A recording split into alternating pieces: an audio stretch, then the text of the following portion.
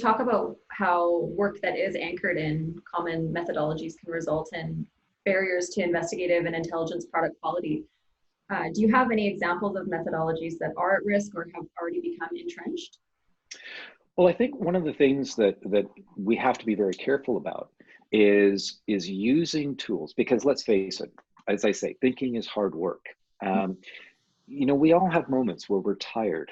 We may get lazy. We may have a lot of other things going on in our life. And now we are working on a file, on a project, and we only have so much mental energy to put into it. And we might get lazy. We might get a little bit slack.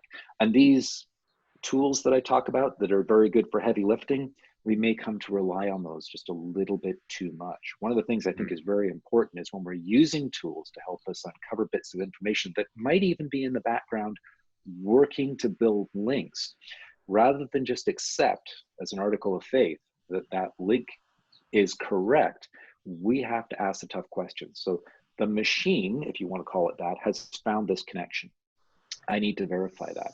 I need to understand how the machine found this connection, and also keep in mind that there may be things the machine is missing. So it's very, very important that we are using these tools to assist us, but that we don't over rely on them and that we question everything. And that is again, another aspect of critical thinking as I think is important, is to apply skepticism, but be wary of cynicism. That can also lead us down the wrong path as well.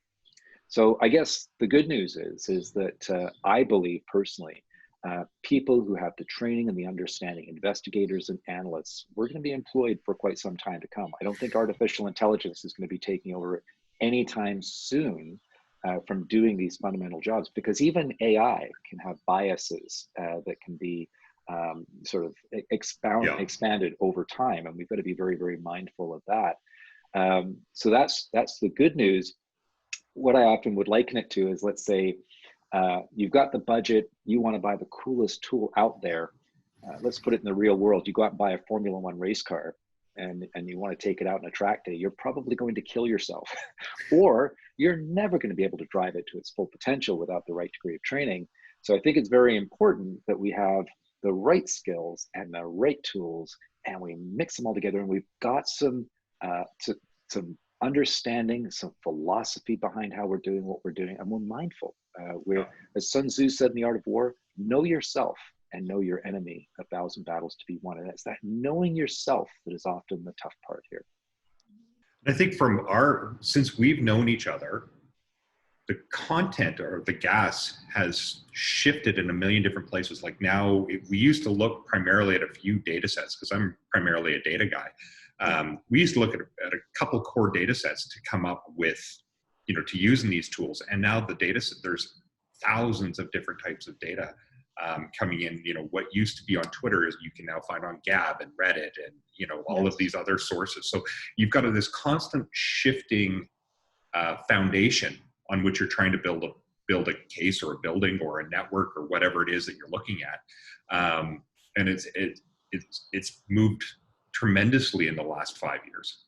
Absolutely. And you're exactly right, Karl. I mean, when you consider that from the dawn of civilization of the year 2003, humanity created some 5 exabytes of data. One exabyte is 1 billion gigabytes of information. So up to 2003.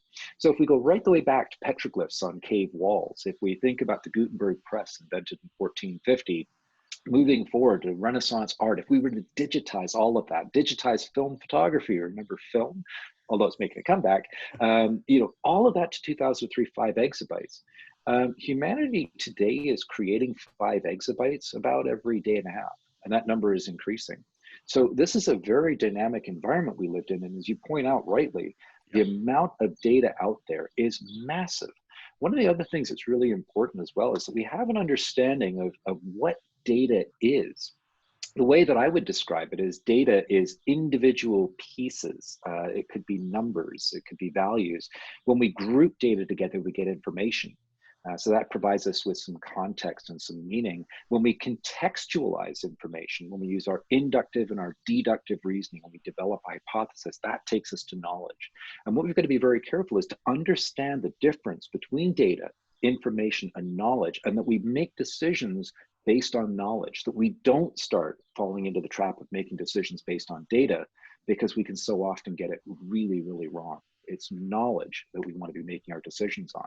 And then if we apply alternative competing hypotheses, for example, when it comes to how we develop our hypothesis, when we apply inductive and deductive reasoning, looking at what an argument is. So how is it we come to our conclusion? Well, we use premises to get to our conclusion. Are the premises relevant? Are they sufficient? Are they valid? That lead us to that conclusion. And then there's going to be a balance of probability if it's inductive.